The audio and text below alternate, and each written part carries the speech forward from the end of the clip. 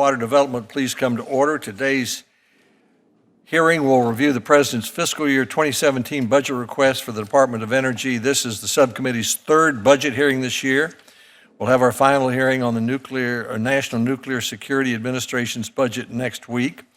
I would add that Senator McConnell has said to the Republican caucus that he hopes we move rapidly on appropriations bills this year. He'd like to start April the 15th. He said that after he received a letter from the Democratic leadership urging him to do that. So in past years, this committee has been able to work well together, whether we had a Democrat or a Republican chairman, and agree on a bill with our members in the House and be one of the first bills ready for consideration for the floor. I hope we can do that again. And in doing that, I hope that while we'll have plenty of policy items in the budget, that I hope so-called controversial riders will not be added in the subcommittee or the committee, so we can get the bill to the floor. And if anybody thinks they've got 60 votes to put something controversial on the bill, well, they can offer it.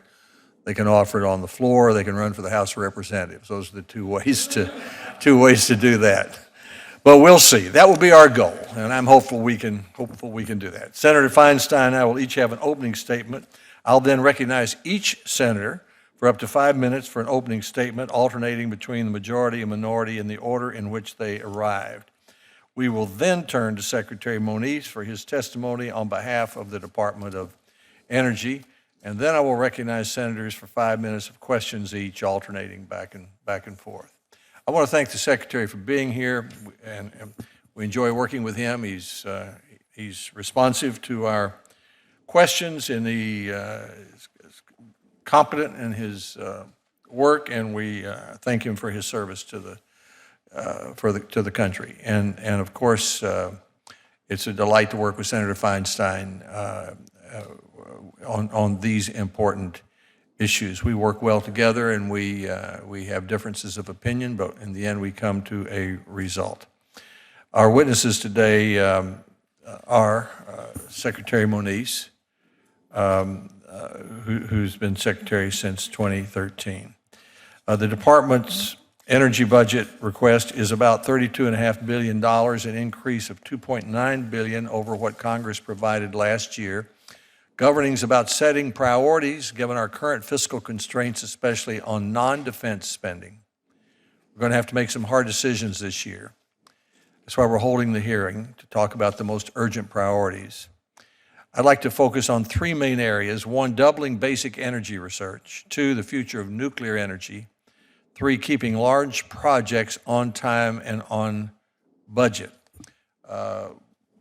I see Senator Graham here. He and all of us really are concerned about these large projects in the department, and we'll get into that more later. Doubling basic energy research. That's one of the most important things I can do. I think Republicans and Democrats, or that we can do. Republicans and Democrats agree that government-sponsored research has and continues to be important for our continued prosperity and job creation. Doubling basic energy research is a goal I've long supported.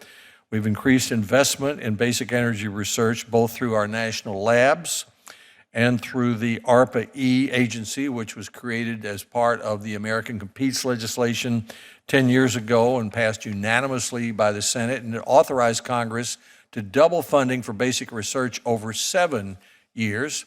Last month, Senator Durbin and I co-sponsored an amendment to the energy bill that's being worked on in the Senate that increases the authorized funding levels for the Office of Science by about 7% a year, which would double the Office of Science's budget from a little over $5 billion today to more than $10 billion in 10 years. The Senate adopted our amendment.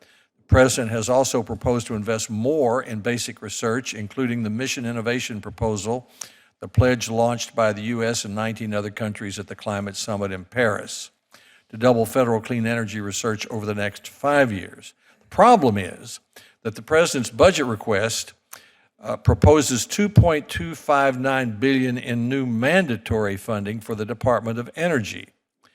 The mandatory funding would be used to support clean energy proposals and replace several proposed cuts to programs that were currently funded with discretionary spending. These new mandatory spending proposals include $1.3 billion for the 21st Century Clean Transportation Plan, $674 million to replace discretionary spending cuts in cleanup programs. That's especially concerning to me. $100 million for new Office of Science University grants and $150 million to support ARPA-E. However, the President's commitment to double federal clean energy research comes at the expense of other resources and agencies, and he proposes to pay for this new mandatory spending with new tax increases. This is not a realistic proposal. The budget writers know this. Congress isn't going to enact $3.4 trillion in new tax increases over the next 10 years to pay for an additional $682 billion in mandatory spending spread across federal agencies over the next 10 years. Senator Murray and I just finished a hearing this morning on our biomedical innovation project, and there's mandatory spending discussions there to replace the increases that we made this past year in funding for the National Institute of Health. This kind of budgeting is at best unhelpful, at worst misleading. First, the President has underfunded the Army Corps of Engineers by $1.4 billion and the cleanup of former Cold War sites by $674 million.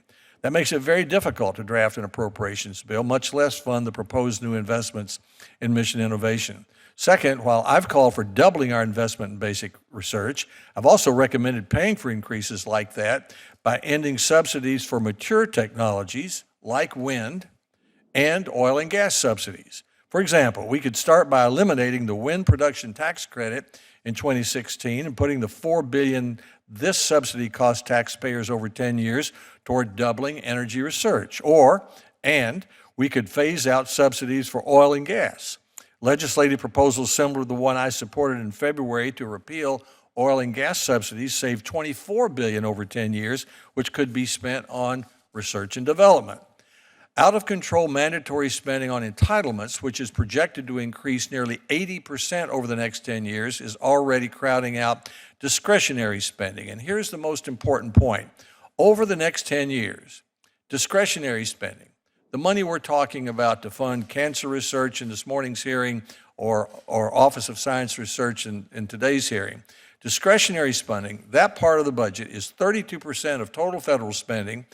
If it continues to grow, if things continue at the pace they're on, it will be 22% in 10 years, according to the Congressional Budget Office. So this share of the budget is going from 32% to 22%. So the more responsible proposal about mandatory spending would be to reduce mandatory spending by $682 billion so we can have more money for cancer research and energy research rather than to propose more mandatory spending paid for by more taxes. The United States faces a choice between falling further behind competitors or advancing technologies, but we have to be responsible fiscally. Supercomputing is one priority we agree on. It's critical to our competitiveness. By next year, the world's fastest supercomputer will again be in the United States. I'm glad to say it's in Tennessee through the joint collaboration of Oak Ridge, Argonne, and Lawrence Livermore in California.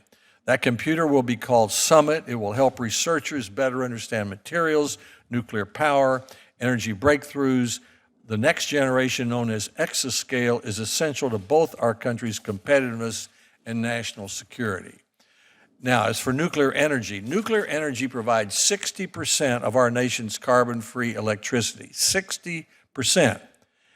And it must be part of any realistic energy plant. It's reliable. Unlike solar and wind, nuclear power works when the sun isn't shining and the wind isn't blowing. It's safe. We never had anyone die in a nuclear accident at any of our commercial reactors or in our naval fleet.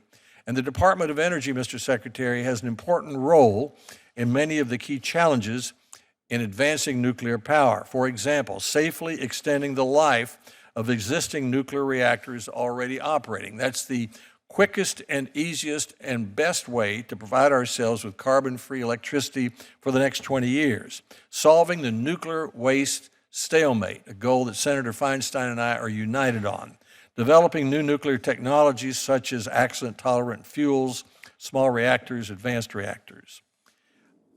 Regarding nuclear waste, federal law makes the government responsible for disposing of used nuclear fuel, and the government continues to fail in this. I believe Yucca Mountain can and should be part of the solution, but we have more used fuel than Yucca Mountain's legal capacity.